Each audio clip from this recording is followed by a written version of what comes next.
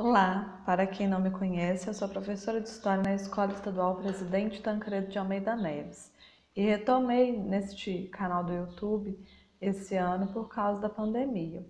Além de apresentar as matérias para os estudantes, eu também estarei falando de datas comemorativas e hoje vou falar um pouco sobre o aniversário da cidade de Cláudio, a cidade de Carim do centro-oeste de Minas Gerais. Essa cidade ela se organizou graças às picadas e bandeiras organizadas para a exploração aurífera e também de outros gêneros aqui no estado de Minas Gerais. Há muito que se fala sobre as lendas que permeiam o nome da cidade. Algumas lendas dizem que Cláudio é o nome de um escravo que achou um rio na região. Outros já dizem sobre a existência de um local de pouso dos viajantes, em que o nome do seu administrador era também Cláudio. Então, o nome da cidade ainda é um pouco difícil de se entender como que surgiu esse nome, né? Mas hoje a gente tem que falar um pouco sobre a emancipação no município, que dá a data de 30 de agosto, o aniversário de nossa cidade. Esse ano de 2020, a nossa cidade faz 109 anos, certo? Se você não é claudiense e está aqui para conhecer um pouco da história, pode ficar à vontade. Se é claudiense, vamos dedicar um pouco de tempo para conhecer um pouco da história da nossa cidade. Então, gente, o que acontece? O nosso município nem sempre foi um município emancipado. Ele dependia, antes do ano de 1911, do município de Oliveira, para a organização das principais obras. E os vereadores daqui de Cláudio iam a Oliveira para ajudar a legislar e fazer as leis que fossem mais convenientes ao município e à região. Porque Oliveira era um município que tinha em si vários distritos e a partir dele várias cidades foram formadas, certo? A exemplo disso é a nossa cidade de Cláudio. Se nós formos aos registros históricos, enquanto Cláudio ainda era pertencente ao município de Oliveira, nós podemos perceber que a cidade já tinha uma boa tendência ao comércio e ao crescimento. Então, nos registros de negociantes e impostos da cidade de Cláudio de 1892, nós percebemos que haviam 30 estabelecimentos de comércio. 2 anos depois, esse número saltou para 43. No mesmo ano de 1892, haviam 62 propriedades de fazendas.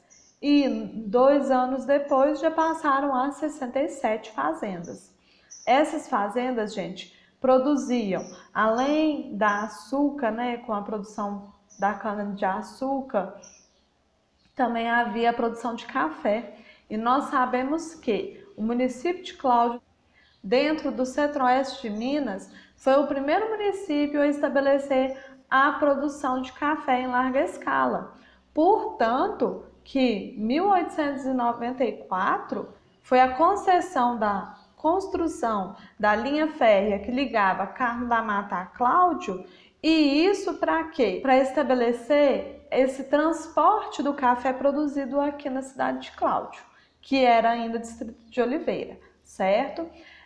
E dentre as propriedades urbanas, né, da cidade do distrito de Cláudio, na época, em 1894, tinham 59 propriedades. Então a cidade tinha já uma tendência a crescer, certo?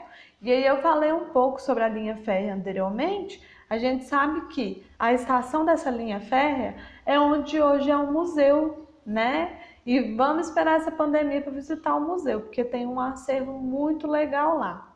Então, fora esses dados históricos que eu passei aqui rapidamente, como que ocorreu a emancipação no município? Muito se fala, 109 anos de emancipação, mas como que ocorreu essa emancipação? Então, nós sabemos que os vereadores daqui de Cláudio, eles tinham uma certa influência na Câmara Municipal de Oliveira. Por quê? Cláudio era um distrito que tributavelmente colaboravam muito para a economia de Oliveira, do município de Oliveira. A partir disso, então, os vereadores de Cláudio sempre organizavam algumas propostas importantes para a região, né? E muitas vezes eram ouvidos também. E em 1901 foi organizada a Lei número 2, de 14 de setembro de 1891, e o que dizia essa lei? Dizia da criação de municípios e distritos dentro do município de Oliveira, certo?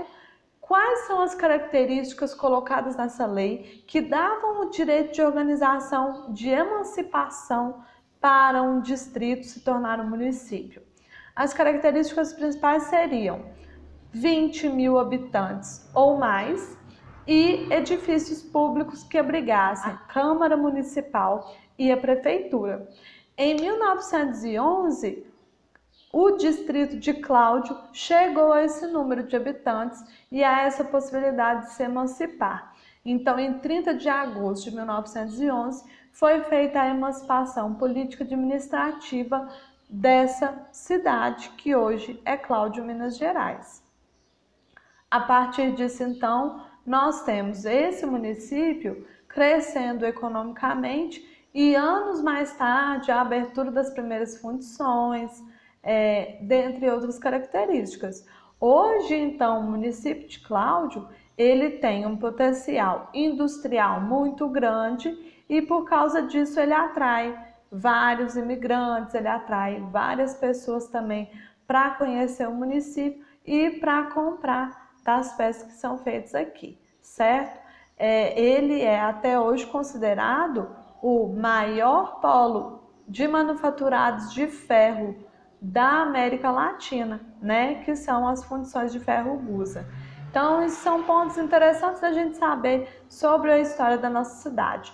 Eu espero que eu tenha dito algo importante aí para vocês guardarem e que vocês continuem se cuidando nessa pandemia, ficando em casa.